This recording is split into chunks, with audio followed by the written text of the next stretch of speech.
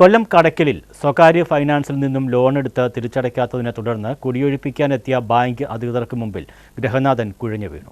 കടയ്ക്കൽ മുതയിൽ രതീഷാണ് കുഴഞ്ഞു വീണത്. ഇയാളെ കടയ്ക്കൽ താലൂക്ക് ആശുപത്രിയിൽ പ്രവേശിപ്പിച്ചു.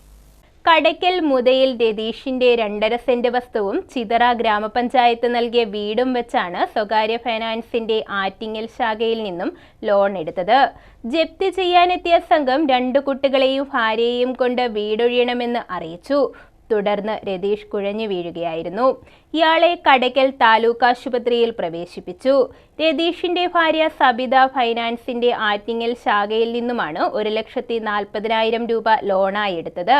2021 ലോൺ എടുത്തത്. 35,000 രൂപ തിരിച്ചടച്ചു.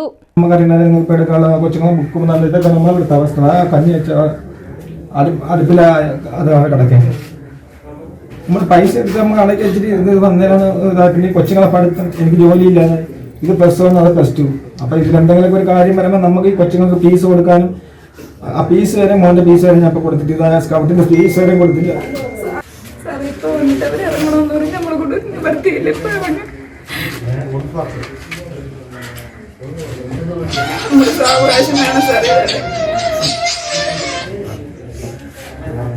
എന്താണ് നിലവിൽ എന്താണ് പ്രശ്നം?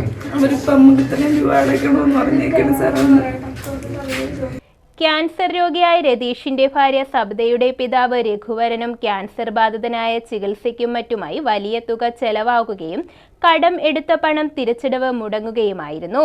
തുടർന്ന് ലോൺ കൊട്ടാരക്കരയിലേക്ക് മാറ്റുകയും ബാങ്ക് നിയമ നടപടിയുമായി പോകുകയും ചെയ്തു. ഇപ്പോൾ 2,35,000 രൂപ തിരിച്ചടയ്ക്കണമെന്നാണ് ബാങ്ക് പറയുന്നത്.